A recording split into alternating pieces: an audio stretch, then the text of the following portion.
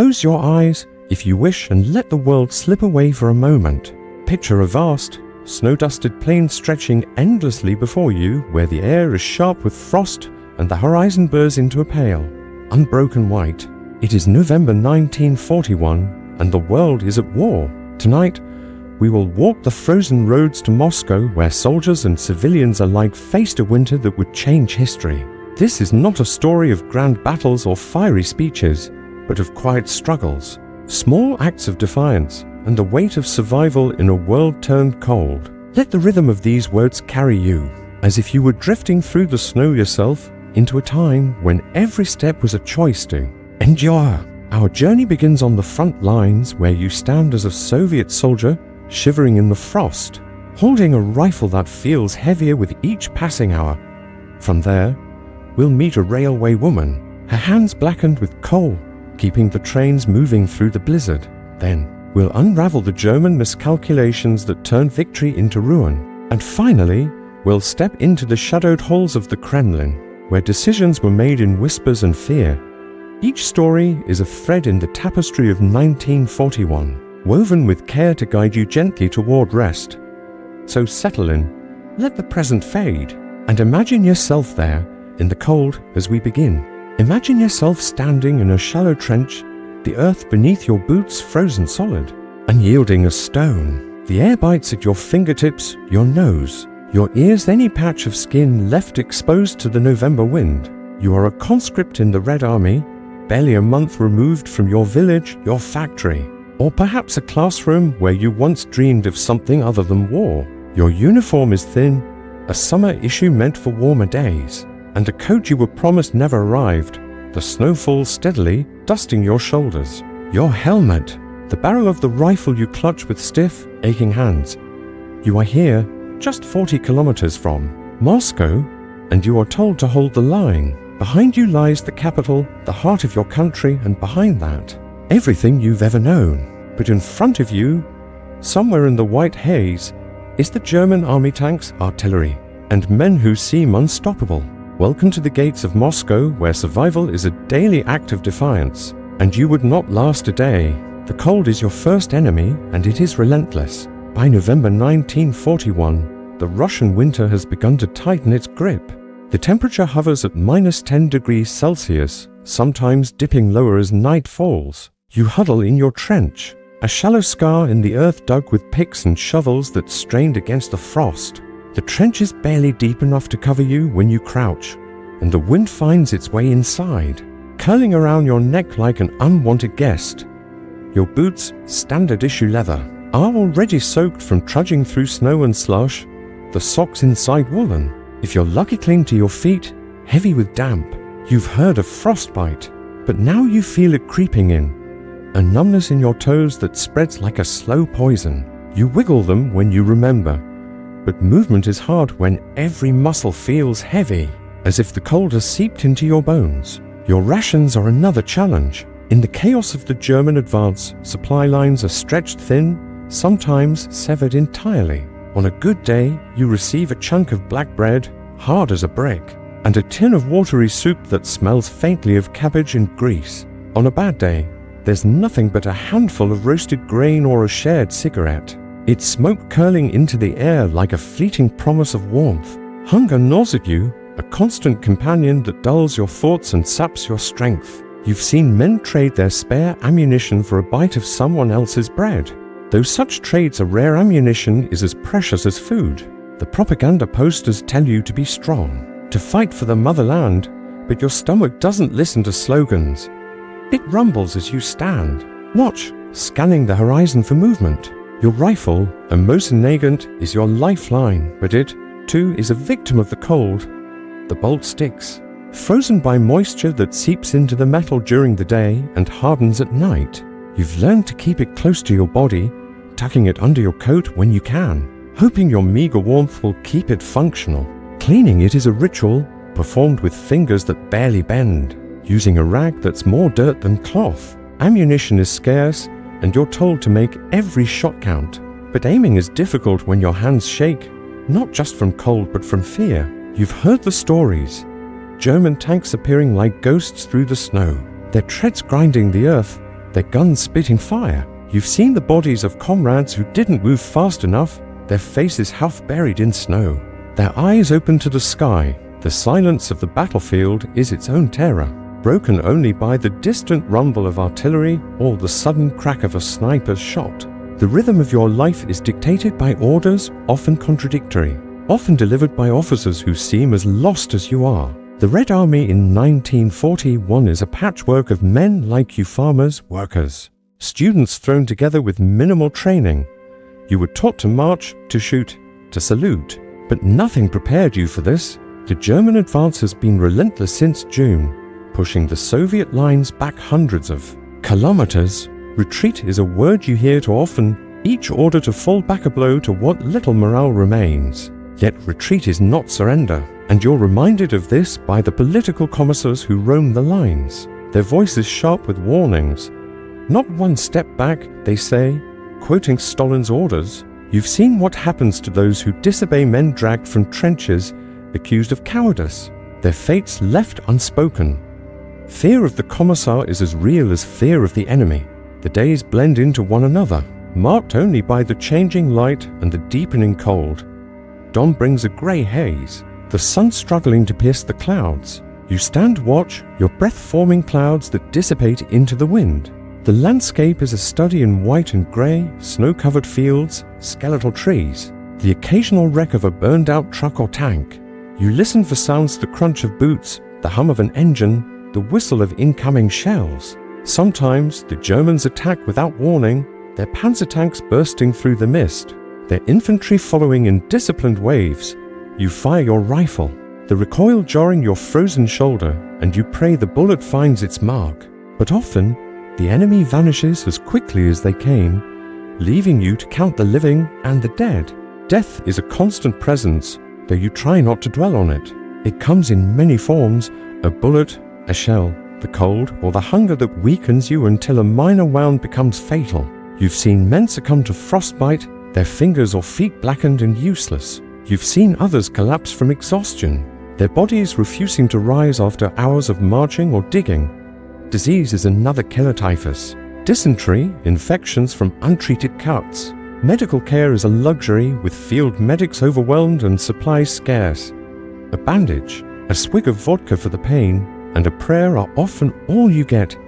Yet you endure, because there is no other choice.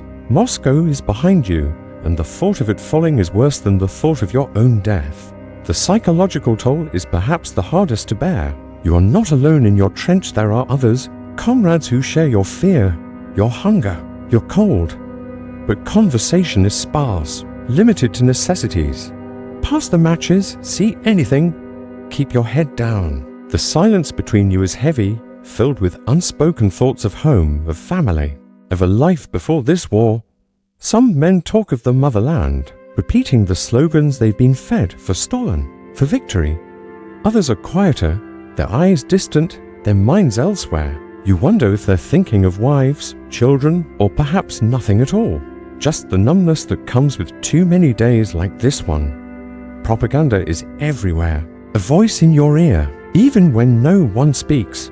Posters line the rear areas, showing heroic soldiers crushing the fascist. Snake, loudspeakers, when they work, blare messages of defiance, of inevitable victory. You want to believe them, but the reality is here in the trench, in the snow that buries your boots, in the bodies that pile up after each skirmish. You've heard of the purges, the executions, the mistrust that runs through the army like a fever. You wonder if the man next to you is loyal, or if he's watching you as closely as you're watching the horizon. Paranoia is a survival instinct, but it wears you down, makes every glance a question, every silence a threat.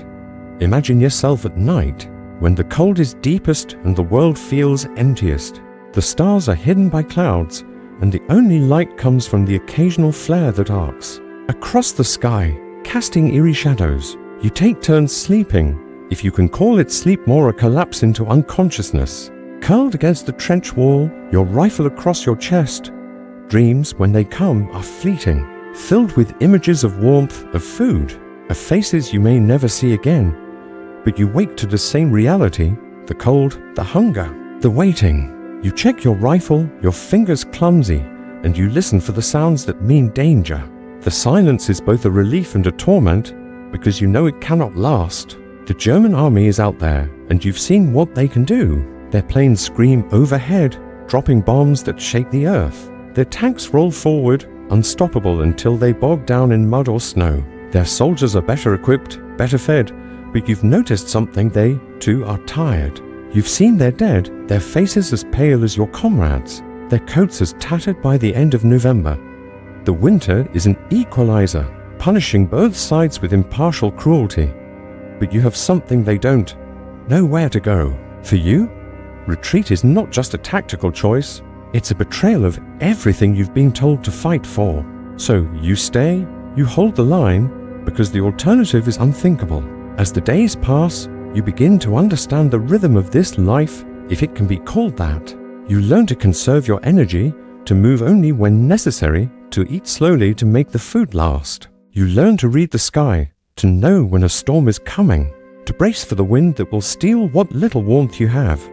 You learn to listen, to distinguish the sound of a distant shell from the crack of a branch underfoot.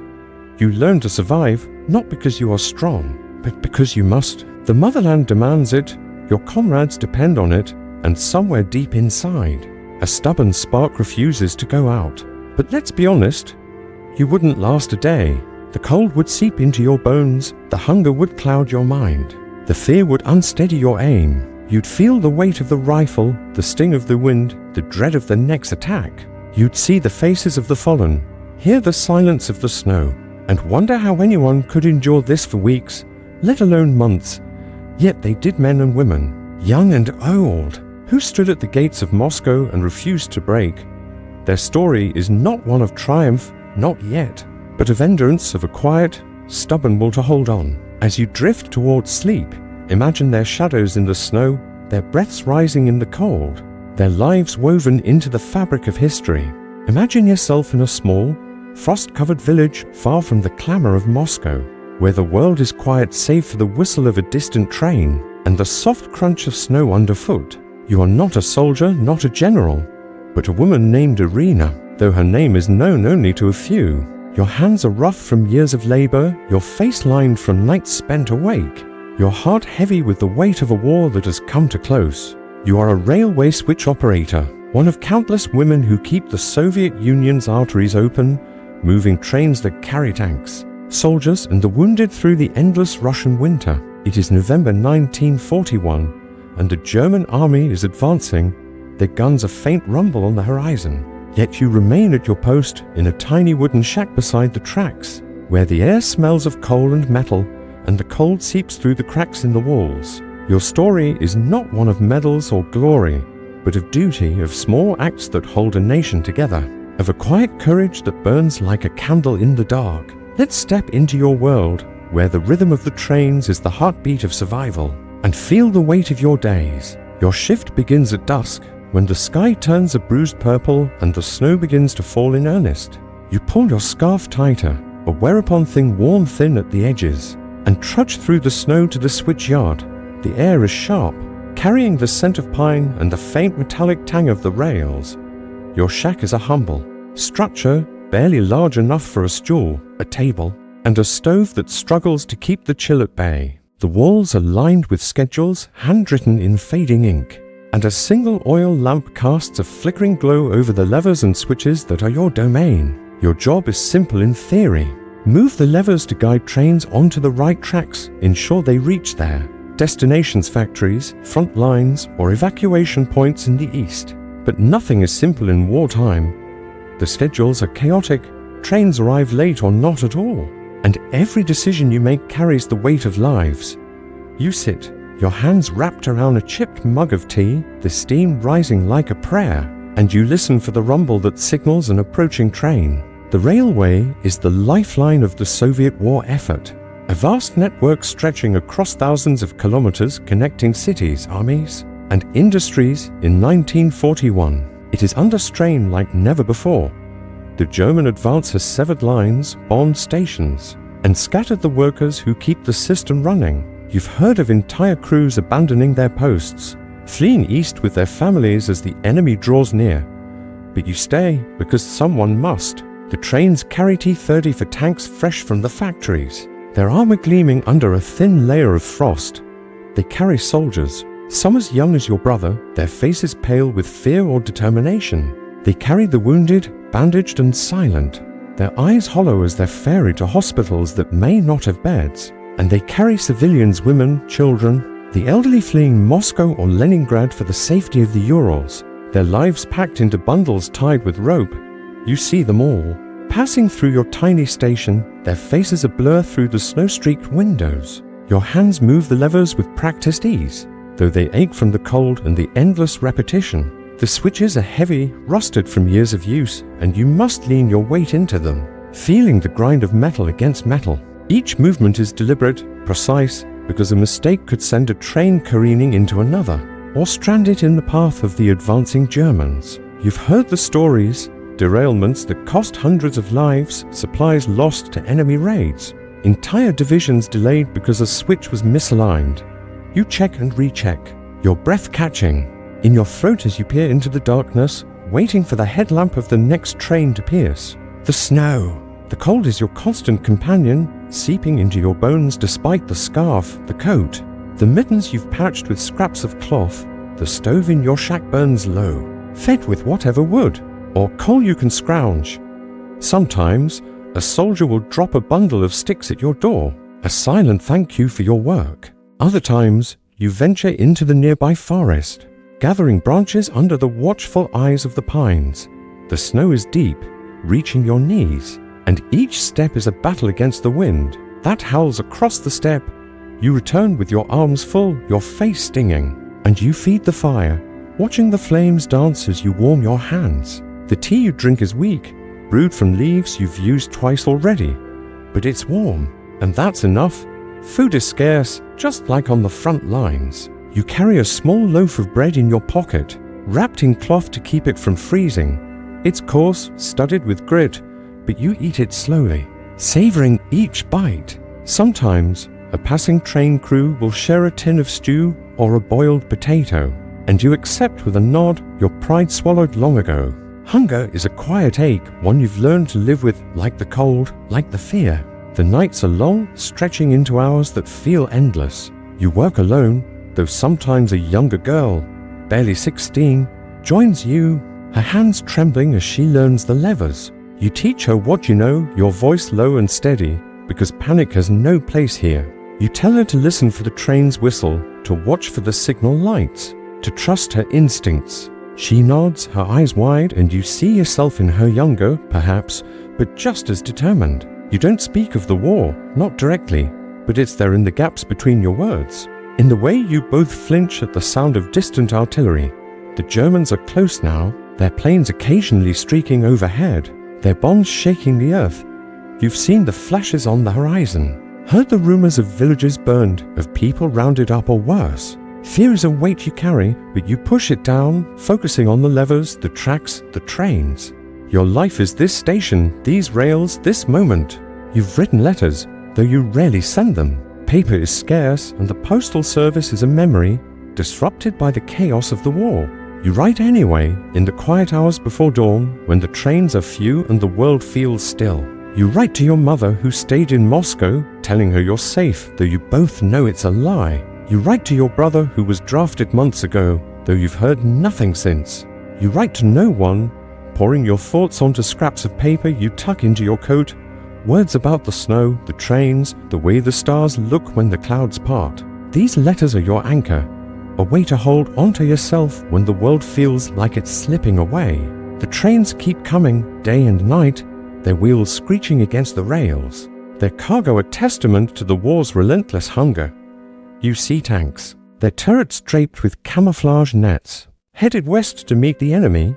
You see ambulances, their sides marked with red crosses, carrying men who moan or lie silent. You see flat cars loaded with machinery, the last remnants of factories dismantled and sent east to keep the war machine alive. The evacuation trains are the hardest to watch. Families huddle together, their faces pressed against the windows, their eyes searching for something, hope, perhaps, or just a glimpse of home. You wave sometimes, a small gesture, and once in a while, a child waves back. their hand a fleeting shadow in the snow. You've learned to read the trains, to know their purpose by their sound, their speed, their weight. A slow, heavy rumble means tanks or artillery, bound for the front.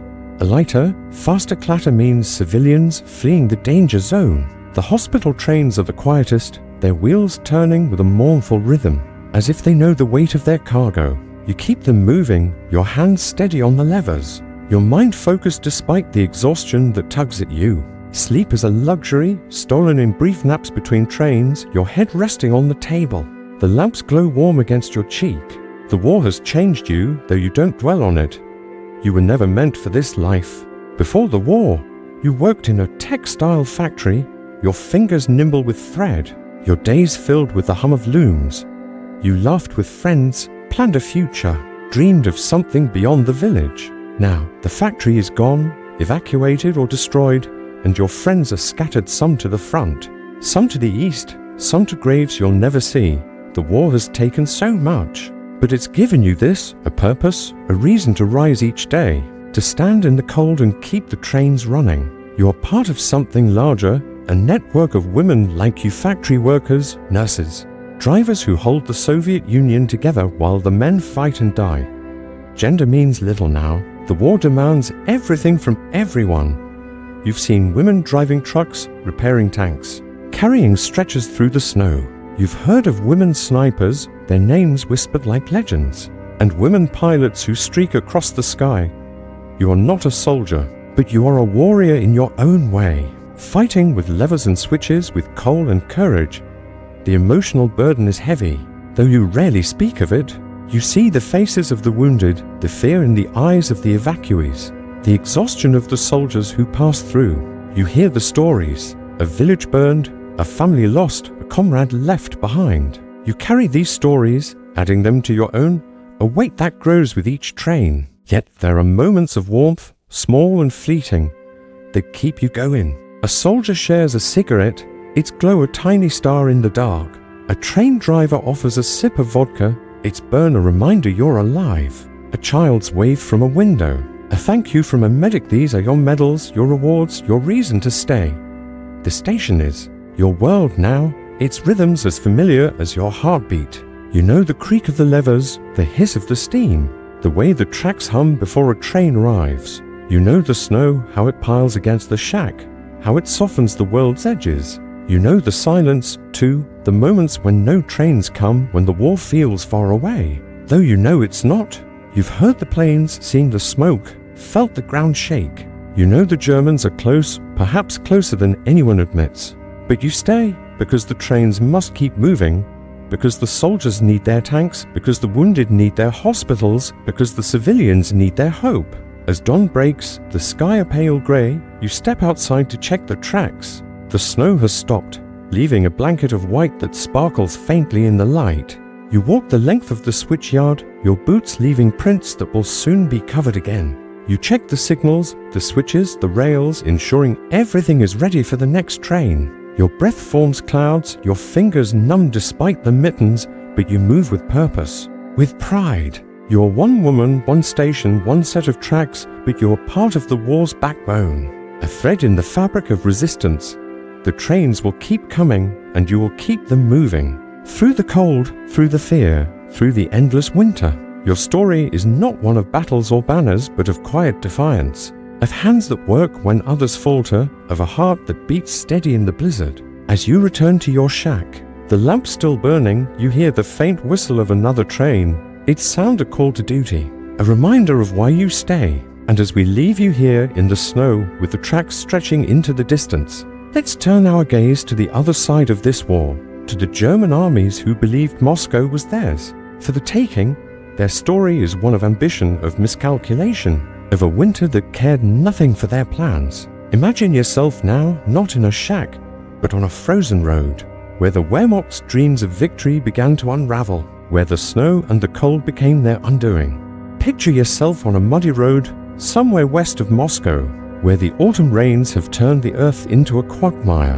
and the first snows of November 1941 are beginning to fall.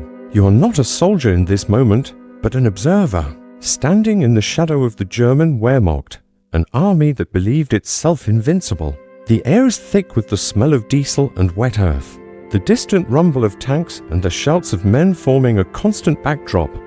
Operation Typhoon, the grand plan to capture Moscow and end the war in the east, is in full swing, but the wheels of victory are slowing, bogged down by mud, then ice, then hubris. This is the story of how the most advanced army in the world faltered just 40 kilometers from its goal, undone not only by Soviet resistance, but by the merciless logic of the Russian winter, by miscalculations born of arrogance, and by the unraveling of a plan that seemed flawless on paper. Let's walk this frozen road, tracing the steps of an army that reached for glory and found only defeat, and let the rhythm of this tale guide you gently through the cold. In October 1941, the German High Command was brimming with confidence. Operation Barbarossa. The invasion of the Soviet Union had begun in June, and the Wehrmacht had swept across the Western territories with terrifying speed. Entire Soviet armies had been encircled, cities like Minsk and Smolensk had fallen, and hundreds of thousands of prisoners had been taken. The German generals believed the Soviet Union was on the verge of collapse, its government fractured, its people demoralized. Hitler himself declared that Moscow would fall by winter, a symbolic and strategic prize that would break the Soviet spirit. Operation Typhoon was the culmination of this ambition, a massive offensive aimed at encircling and capturing the capital. The plan was bold. 3 army groups center, led by Field Marshal Fedor von Bock, would converge on Moscow, supported by thousands of tanks, artillery pieces and aircraft. The Germans expected a swift victory, a final blow to a nation they believed was already on its knees. The operation began on September 30th, 1941, with a series of lightning strikes. The Germans advanced on a broad front, targeting key cities like Vyazma and Bryansk, where they hoped to trap Soviet forces in massive encirclements. At first, it worked. The Wehrmacht's panzer divisions, spearheaded by commanders like Heinz Guderian, sliced through Soviet lines, their tanks roaring across the steppe. By mid-October, they had captured hundreds of thousands of Soviet soldiers, destroyed countless tanks and guns, and closed to within 200 kilometers of Moscow. The German troops, hardened by years of victories in Poland, France, and the Balkans, marched with a sense of inevitability. They were told the war would be over by Christmas, that Moscow was a prize within their grasp. But the landscape was changing, and not just in terms of territory. Autumn in Russia brought the Rasputitsa, the season of mud, when rains turned dirt roads into rivers of sludge. Imagine yourself watching a German supply convoy, its trucks sinking axle-deep into the mire. Soldiers curse as they push, their boots slipping, their uniforms soaked. Horses, still vital to the German army's logistics, struggle to pull wagons through the muck, their hooves sinking with each step. The panzer tanks, designed for the blitzkrieg's lightning speed, grind to a halt, their treads clogged with mud. Fuel trucks, ammunition carts, food supplies, all are delayed, sometimes for days. The German advance, which relied on speed and coordination, begins to falter. The Rasputitsa is not a new phenomenon, but the Germans were unprepared for its scale. Their intelligence reports had underestimated the impact of the Russian terrain, assuming their mechanized forces could overcome any obstacle. They were wrong. The mud slowed everything. Troop movements, repairs, even the delivery of basic necessities like food and medical supplies. Soldiers went hungry, their rations reduced to a few ounces of bread or canned meat. Dysentery spread through the ranks, worsened by the lack of clean water. The Luftwaffe, Germany's air force, found its planes grounded by muddy airfields, unable to provide the air support that had been so devastating in earlier campaigns. The German soldiers, accustomed to rapid victories, grew frustrated, their morale tested by the endless slog. Then came the cold. By early November, the rains gave way to snow and the temperature plummeted.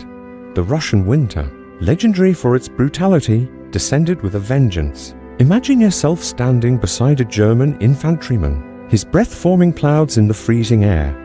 His coat is thin, designed for autumn campaigns, not the sub-zero nights of November. The Wehrmacht had not issued winter clothing, expecting the war to end before the cold became a factor. Boots freeze to the ground during long marches and frostbite claims fingers and toes. The soldier's rifle, a Mauser, jams as moisture freezes in the bolt. Tanks and trucks refuse to start, their engines seized by the cold. The Germans try to adapt, scavenging blankets from abandoned villages, wrapping their feet in rags. But it's not enough. The winter is impartial, punishing the invaders as harshly as it does the defenders. The German supply lines, already stretched thin, begin to collapse under the strain. Moscow is tantalizingly close 40 kilometers. A day's march in good conditions, but the roads are choked with snow and ice. Fuel depots are hundreds of kilometers to the rear, and the railways, captured from the Soviets, are the wrong gauge for German trains, requiring time-consuming repairs. Horses, the backbone of German logistics, begin to die in droves. Starved of fodder and exhausted by the terrain, a single panzer division might require thousands of gallons of fuel daily. But deliveries are sporadic, leaving tanks stranded on the roadside. Food is even scarcer. Soldiers slaughter their remaining horses for meat, or scavenge potatoes and cabbages from abandoned farms. The hunger is relentless, sapping strength and morale. You can almost feel it. The gnawing ache in their stomachs, the heaviness in their limbs as they march through the snow. The German commanders, too, are struggling. Operation Typhoon was built on the assumption that the Soviet army was broken. That one final push would shatter their resistance. This was the kick the door in theory, a phrase attributed to Hitler himself. The Soviet Union was a rotten structure, ready to collapse with a single blow. But the Soviets did not collapse. Despite their losses, millions of men, vast swathes of territory, they kept fighting. The Germans underestimated the Soviet reserves, the fresh divisions raised from the vast populations of the East. They underestimated the Soviet will to resist, fueled by fear of occupation and the relentless propaganda of Stalin's regime. And they underestimated the Russian winter, which turned their blitzkrieg into a slog. The German generals, men like von Bock and Guderian, begin to argue among themselves. Some urge a pause, a chance to regroup and resupply. Others, driven by Hitler's insistence on victory, push for one final effort. The troops are ordered forward toward Moscow despite the snow, the cold, the lack of supplies. Imagine yourself watching a German battalion, its men trudging through knee-deep snow, their faces gaunt, their eyes hollow. They pass the wrecks of their own tanks, abandoned when fuel ran out. They pass the bodies of comrades, frozen where they fell, their hands clutching rifles or reaching for the sky. The German soldiers are not machines, they are men, and they are breaking. Letters home, found later in captured archives, speak of exhaustion, of despair, of a growing sense that Moscow will not fall. The chain of command begins to fray. Officers, once confident, issue conflicting orders. Units lose contact with one another in the snowstorms, their radios failing in the cold. Discipline, the hallmark of the Wehrmacht, erodes as soldiers loot villages for food and shelter, sometimes clashing with their own comrades over a scrap of bread or a dry barn. The Soviet resistance, meanwhile, grows stronger. The Red Army, battered but not broken, launches counterattacks, probing German lines for weaknesses. Partisans, operating behind German lines, sabotage railways and supply depots, further strangling the Wehrmacht's logistics. The Germans are caught in a trap of their own making, too far from their bases, too exposed to the winter, too confident in their own superiority. By late November, the advance stalls. The panzers, once the spearhead of the blitzkrieg, are reduced to a fraction of their strength. Divisions that began the campaign with hundreds of tanks now field dozens, many immobilized by mechanical failures or lack of fuel. The infantry, spread thin across a front hundreds of kilometers wide, cannot hold the ground they've taken. The Luftwaffe, grounded by weather and shortages, can no longer dominate the skies. The German soldiers, freezing and starving, begin to question the promises of their leaders. Moscow is so close, its spires almost visible on clear days, but it might as well be 1,000 kilometers away. The winter deepens, and with it, the realization that victory is slipping away. The German High Command, desperate to salvage the campaign, orders one final push in early December. But the Soviets are ready. Fresh divisions, equipped for winter, arrive from Siberia, their soldiers clad in padded jackets and felt boots. The German troops, exhausted and under strength, face a counteroffensive they cannot withstand. The dream of Moscow fades, buried in snow, undone by overreach by nature, by the stubborn defiance of an enemy they underestimated. As you stand on this frozen road, watching the German army falter, you can feel the weight of their failure, the cold that seeps into their bones, the despair that settles over them like the snow. Operation Typhoon was meant to be the end of the war, but it was only the beginning of a long, brutal struggle. The German soldiers, once so certain of victory, now face a winter that cares nothing for their plans, their flags, their dreams of conquest. And as we leave this road, let's turn our gaze inward, to the heart of Moscow itself, where another kind of battle was fought not with tanks or guns, but with decisions, deceptions, and a resolve that held a city together. Imagine yourself now in the shadowed halls of the Kremlin, where Stalin and his generals faced the same winter, the same enemy, and chose to stand firm. Imagine yourself descending a narrow staircase, the air growing colder and heavier with each step, until you reach a concrete chamber deep beneath the Kremlin. It is November 1941, and Moscow is a city under siege, its skyline pierced by the distant flash of artillery, its streets cloaked in snow and silence. You are not a leader, not a soldier, but a staff officer, one of the many who move through these shadowed halls, carrying maps, reports, and whispered orders. The room smells of damp concrete, cigarette smoke, and the faint bitterness of tea brewed too long. Maps cover the walls, their edges curling, marked with red and blue lines that shift with each passing hour. Here, in this bunker, decisions are made that will shape the fate of a nation. Stalin is present, his shadow looming over every conversation, his voice low but unyielding. Outside, the German army is 40 kilometers away, their tanks grinding closer through the snow. Inside, fear and resolve mingle like the smoke in the air, and the city of Moscow holds its breath. Let's step into this world where paranoia rules, deception is a weapon, and a single choice to stay changes everything. The Kremlin in 1941 is not the grand palace of Tsars, but a fortress under strain. The golden domes of its cathedrals gleam faintly through the snow, but the courtyards are empty, the corridors hushed. Stalin, the man who has ruled the Soviet Union with an iron grip, has chosen to remain in Moscow. Defying the panic that grips the city, you've heard the rumors, government officials fleeing east, ministries evacuated to Kubyshev, trains packed with files and families. Yet Stalin stays, a decision that is both symbolic and strategic. His presence is a signal to the people, to the army, to the world. Moscow will not fall. You see him sometimes, pacing the halls, his pipe in hand, his eyes fixed on some distant point. He is not the towering figure of the posters, but a man, worn by years of power, his face lined, his movements deliberate. The bunker is his command post, a warren of rooms carved beneath the city, connected to the Moscow metro, which serves as both shelter and nerve center. You move through these rooms, your boots echoing on the concrete, carrying messages between generals, intelligence officers, and the leader himself. The air is thick with tension, every word weighed, every glance scrutinized. Paranoia is a constant companion, as real as the cold that seeps through the walls. The NKVD, Stalin's secret police, are ever present, their eyes watching for signs of disloyalty. You've heard of colleagues disappearing, accused of treason or sabotage, their fates sealed in a single report. You keep your head down, your voice low, focusing on the tasks at hand, updating maps, relaying orders, ensuring the flow of information does not falter. The maps are your world, a patchwork of lines and symbols that tell the story of the war.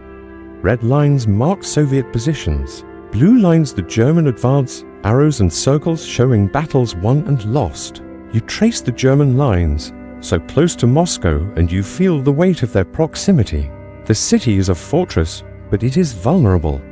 Factories have been dismantled, their machines shipped east. To the Urals, civilians dig trenches in the streets, their shovels scraping against frozen earth. Anti-tank barriers rise like jagged teeth, and barrage balloons float above the skyline, their cables glinting in the pale light. Yet the city lives, its pulse steady despite the fear. You hear stories of Muscovites who refuse to leave, who work in factories by day and stand watch by night, their faces set against the cold. The Moscow metro, a marvel of Soviet engineering, is more than a subway now. Its stations, with their marble columns and chandeliers, are shelters for thousands. Their platforms crowded with families, blankets, and bundles of possessions. By day, trains still run, carrying workers and soldiers. By night, the tunnels hum with the quiet murmur of lives in limbo. You've been to the metro, delivering messages to commanders who use its stations as makeshift headquarters. The air there is warm, heavy with the smell of unwashed bodies and damp wool. But it is safer than the streets above, where air raids shatter the silence. The metro is also a hub for Maskirivka, the Soviet art of deception which you see unfolding in the bunker. Maskirivka is everywhere. False troop movements, dummy tanks, radio signals designed to mislead the Germans. You've seen reports of entire fake armies, their campfires lit in empty fields to draw Luftwaffe bombs away from real targets. In Moscow, deception is a lifeline. The Kremlin spires are camouflaged, draped in nets to confuse enemy pilots. Factories are painted to look like ruins from the air. You've heard of wooden tanks, their barrels carved from logs, positioned to trick German scouts into believing the Soviet defenses are stronger than they are. These tricks buy time for fresh divisions to arrive, for the winter to deepen, for the German advance to stall. Stalin's decision to stay is itself a form of Maskirivka, a bold statement that masks the fear within the Kremlin. You've seen the panic in the city, the chaos of October, when rumors of German tanks sparked a near riot. Factories stood empty, shops were looted, and officials fled in cars piled high with belongings. Yet Stalin walked Red Square, his coat dusted with snow, his presence a quiet rebuke to those who ran. You've heard he considered leaving, that trains were prepared to take him east. But he chose to stay, betting that his resolve would steady the nation. It did. The panic subsided, the city rallied, and the Red Army fought on. In the bunker, you see the machinery of that resolve. Generals like Georgy Zhukov, their faces drawn from sleepless nights, pore over maps. Their voice is calm but urgent. Zhukov is a force, his confidence a contrast to the uncertainty around him. He argues for counterattacks, for holding the line, for using the winter to their advantage. You carry his orders to the telegraph room, where operators tap out messages to divisions stretched across the front. The telegraphs hum, a constant rhythm, linking the bunker to the trenches you walked in our first segment. You think of those soldiers, freezing and hungry, and you wonder how they endure. The bunker is not immune to fear. You've seen it in the eyes of the officers, in the way their hands tremble as they light another cigarette. Stalin's purges, just a few years ago, have left scars. Generals executed, officers arrested, trust eroded. Every decision is a risk, every failure a potential death sentence. You've heard whispers of spies, of German agents infiltrating the ranks, of coded messages intercepted and decoded. The NKVD is relentless, their interrogations a shadow over every conversation. You've seen men called away, their chairs left empty, their names unspoken. Yet you work on, because the alternative is unthinkable. The war demands it, Stalin demands it, and Moscow, above you, demands it. The city's atmosphere is one of contrasts, fear and defiance, silence and resolve. You've walked its streets, delivering sealed envelopes to commanders in makeshift offices. The snow falls steadily, blanketing the cobblestones, muffling the sound of boots and wheels. Red Square is quiet. The Kremlin's walls are stark outlined against the grey sky. You've seen civilians, their faces pale, carrying shovels or rifles, their breath forming clouds in the cold. Women and children man anti-aircraft guns, their hands red from the chill. Factories, those still operating, hum with the sound of lathes and presses, producing shells and rifles for the front. You've smelled the city's air, a mix of smoke, snow, and the faint sweetness of bread from hidden bakeries. Moscow is a city that refuses to break, its people bound by a shared determination to survive.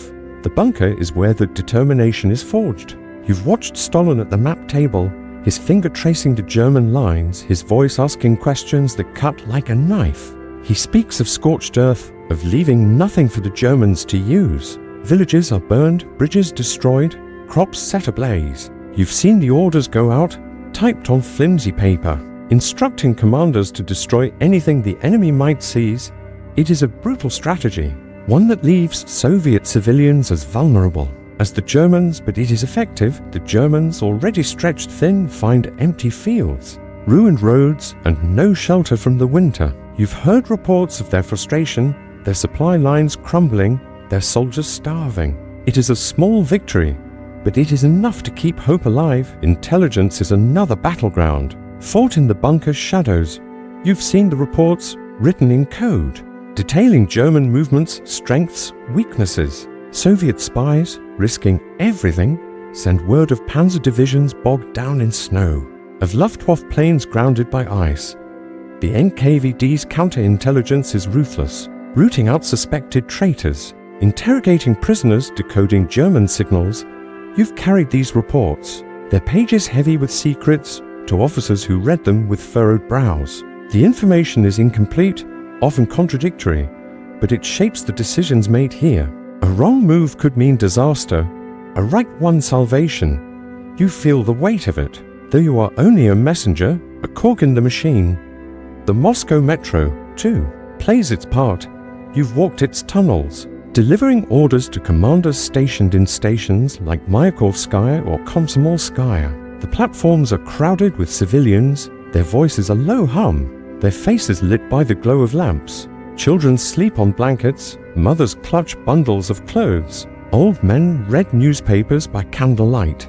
The metro is a city within a city, a refuge from the bombs, a symbol of resilience. You've seen soldiers moving through, their rifles slung over their shoulders, their faces set. The metro is also a command post, its tunnels used to relay messages, to move troops, to hide the machinery of war.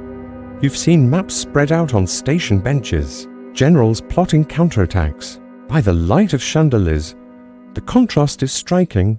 Beauty and war, marble and mud, hope and fear. As November turns to December, the tide begins to shift. You hear reports of Soviet counterattacks, of fresh divisions arriving from Siberia, their soldiers clad in winter gear, their tanks rolling through the snow. The Germans are faltering, their lines overextended, their men exhausted. In the bunker, the mood is cautious but hopeful. Zhukov speaks of a counteroffensive, a plan to push the Germans back, to save Moscow. Stalin listens, his face unreadable, his pipe sending curls of smoke into the air. You carry the orders, your hands steady despite the weight of them. The city above prepares, its people digging deeper trenches, its factories working through the night. Moscow will not fall. Not today, not tomorrow. As you move through the bunker, you feel the rhythm of this place, the pulse of a city that refuses to surrender. The snow falls outside, the artillery rumbles, but here in the concrete depths, decisions are made. Plans are drawn and hope is kept alive. Stalin's choice to stay, the deception of Maskirovka, the resolve of a city under siege, these are the threads that hold Moscow together. You are part of it, a small piece of a larger whole, carrying messages through the cold, through the fear, through the endless winter. And as we leave this bunker, let's step back into the present, where the snow of 1941 is a memory, and the struggles of those days are a story told to guide you toward rest. Imagine yourself now in the warmth of your own time, reflecting on a city that stood, a people who endured, and a winter that changed the world. As the snow settles over the vast Russian steppe, blanketing the fields and trenches where so many fought and fell, let your mind drift back from the frozen roads of 1941 to the warmth of the present. You've walked with a Soviet soldier, shivering in a shallow trench, your breath a fleeting cloud in the bitter cold. You've stood beside Irina, the railway woman, her hands steady on the levers, guiding trains through the blizzard with quiet resolve. You've watched the German army falter, their dreams of conquest buried in mud and ice, undone by hubris and a relentless winter. And you've lingered in the shadowed bunker beneath the Kremlin, where Stalin's choice to stay wove a thread of defiance through a city on the brink. These stories, woven together, form a tapestry of endurance, of lives shaped by a moment when the world held its breath. The rhythm of their struggles, their small acts of courage, their stubborn will to survive, carries a soothing cadence like the gentle fall of snow inviting you to rest. To let the weight of history ease you towards sleep, imagine yourself now far from the cold, the hunger, the fear, in a place where the air is warm and the night is soft. The Moscow of 1941 is a memory. Its trials a testament to the strength of those who faced them. Their world was one of frost and fire, of sacrifice and survival, but yours is one of comfort, of quiet moments where stories like these can lull you into peace. As you close your eyes, let the echoes of their lives fade, leaving only the calm assurance that you are here, now safe in the present where the snow is only a story and the battles are fought in dreams. If these tales have brought you solace, if the gentle rhythm of history has eased your mind, consider joining us on this journey through time. Subscribe to Boring History for Sleep on YouTube, where every video is a quiet voyage into the past, crafted to guide you toward rest. Click the subscribe button, share this video with those who might find comfort in its calm, and let us carry you through more nights of peaceful slumber. For now, rest well, and let the snow of 1941 drift away, leaving only the warmth of sleep.